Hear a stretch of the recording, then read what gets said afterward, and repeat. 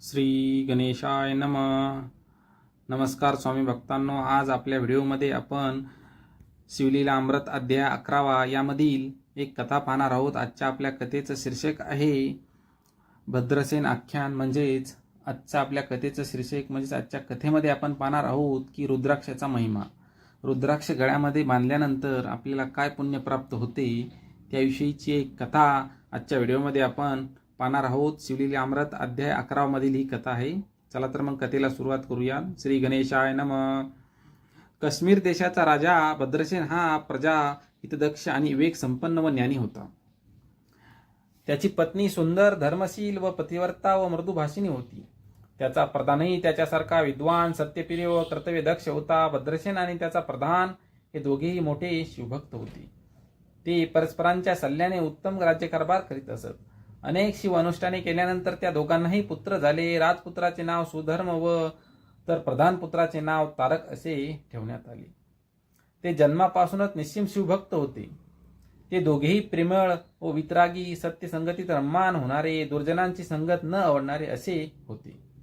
त्यांच्या माता आणि पिता यांनी त्यांना वस्त्रालंकारांनी सजवायच्या, पण दोघेही अलंकार काढून ठेवून रुद्राक्षाच्या माळा घालीत असत. सर्वांगाला भस्म लावित असत. शंकराची पूजा पाहणे, नामस्मरण करणे, कीर्तनात बसून शिवलीला श्रवण करणे यामध्ये त्या बालकांना विलक्षण रुची होती.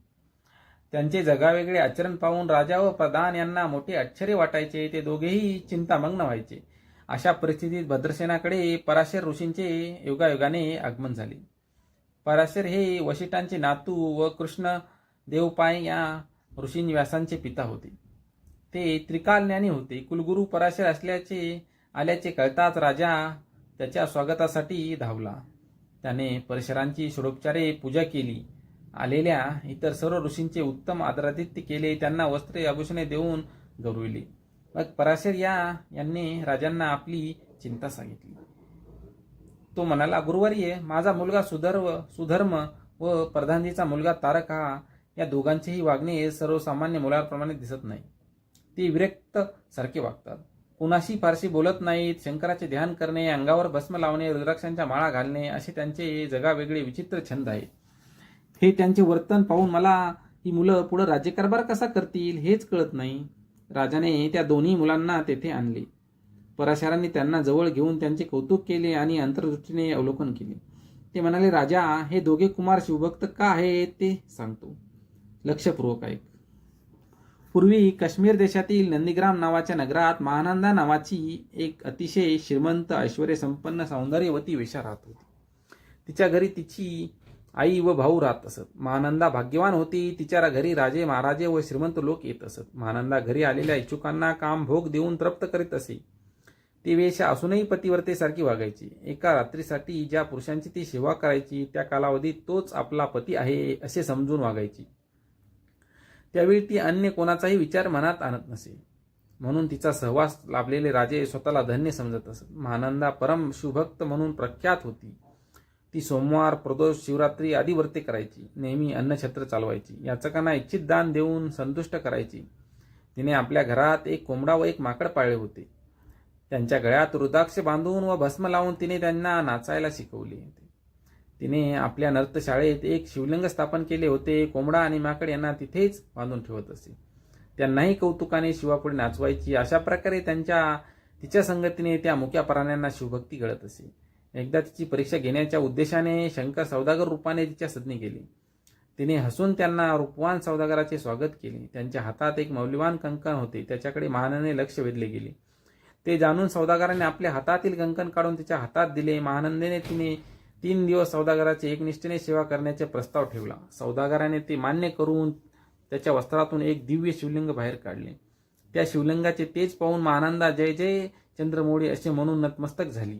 ते शिवलिंग महानंदेकडे देऊन सौदागराने तिला सांगितले, हे लिंग मला प्राणप्रिय आहे. जर हे दिव्य शिवलिंग भंगले वा दंग झाले तर मी जिवंत राहणार नाही. तात्काळ अग्निप्रवेश करीन. महानंदेने त्याला काळजीने घेण्याचे आश्वासन देऊन ते लिंग आपल्या नर्तशाळेत नेऊन ठेवले. रात्र होताच एकमेकांच्या सहवासाचा आनंद घेऊन सौदागर व महानंदा झोपी गेले. महानंदेच्या धैर्याची कसोटी पाहण्यासाठी शंकराने आपल्या लीलेने नर्तशाळेत अंग लावली. थोड्याच वेळात अग्नी नर्तशाळेला चहूकडून वेढले. हे वृत्त कळताच मानंदा धावत नर्तशाळेकडे धावली. तिने भडकलेल्या आगीत उडी घेऊन कोंबड्याची व माकडाची मुक्तता केली. ते वनात पळून गेले. नर्तशाळेला भस्म करून अग्नी शांत झाला. सौदागरांनी आपल्या दिव्य लिंगाबद्दल विचारताच मानंदा घाबरली. ऊर पिटून आक्रोश करू लागले. लिंग दग्ध झाल्याचे कळताच सौदागर व्यथित झाला. त्याने शुष्क काष्टे रचून अग्नी प्रदीप्त केला आणि ओम नमः शिवाय म्हणून अग्निकुंडात उडी घेतली. महानंदेने स्वतःच्या धारणेप्रमाणे 3 दिवसासाठी त्याला आपला पती मानल्याने तिनेही सहगम करण्याचे ठरविले. तिने आपली संपत्ती वाटून दिली. आपल्या सेवकांना लाकडे रचून चिता प्रतिपक्त करण्यास सांगितले. हर हर शंकर असा नामघोष करून ती निशंक मनाने तिने भडकलेल्या चिताग्नीत उडी घेतली.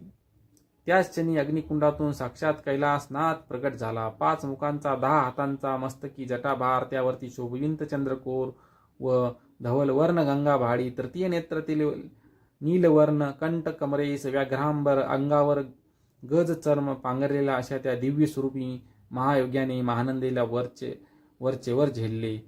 तो तिला म्हणाला, महानंदे, तुझे सत्व पाहण्यासाठी मी सौदागराच्या रूपाने आलो होतो. मी तुझ्यावर प्रसन्न आहे. तू वर माग. महानंदा म्हणाली, देवा, तुझ्या दर्शनाने मी धन्य झाले आहे. तुझी अशी कृपा आम्हा बालकावर राहू दे. तुझ्याकडे तुझ्या प्राप्तीशिवाय काय मागावे. म्हणूनच माझी अशी प्रार्थना आहे की तू माझ्यासह या नगराचा उद्धार कर.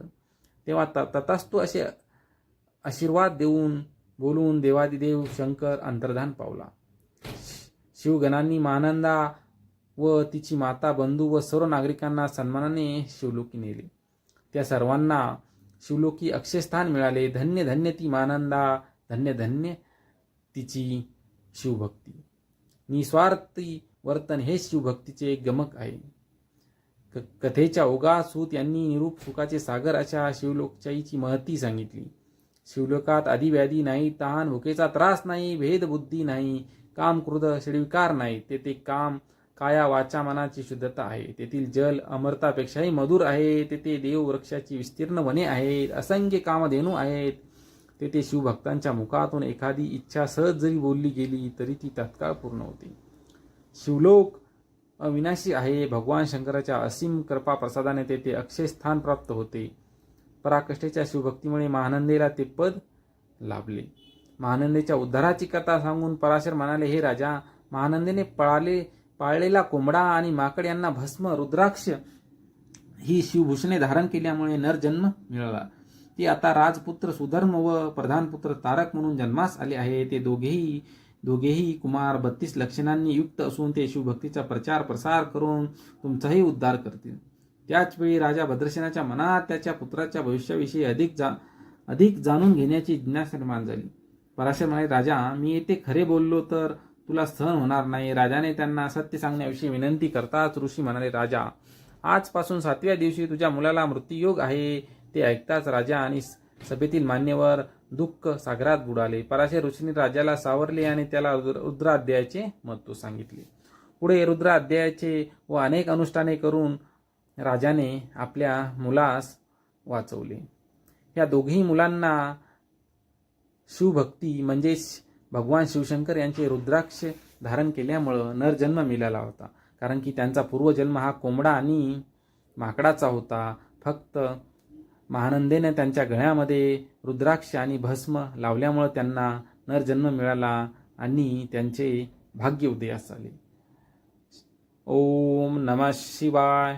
तुम्हाला आजची ही कथा कशी वाटली हे आम्हाला कमेंटमध्ये सांगा. तुम्ही जर शिवभक्त असाल तर ओम नमः शिवाय अशी कमेंट आपल्या व्हिडिओला टाका. हर हर महादेव अशी कमेंट आपल्या व्हिडिओला टाका. तुमच्या मनातील इच्छा, तुमच्या मनातील दुःख कमेंटच्या रूपामध्ये शिवशंकरापर्यंत पोहोचवा. नक्की शिवशंकर हर हर महादेव तुमचे दुःख हरण करण्याचे कार्य करतील. ओम नमः शिवाय. तुम्ही जर आत्तापर्यंत स्वामी समर्थ माझी आई या यूट्यूब चॅनलला सबस्क्राईब केले नसेल तर कृपया एकदा सबस्क्राईब करा. तसेच बेल आयकॉनला सुद्धा क्लिक करा. यामुळे आमचे नवनवीन व्हिडिओ तुमच्यापर्यंत नक्कीच पोहोचत राहतील. ओम नमः शिवाय.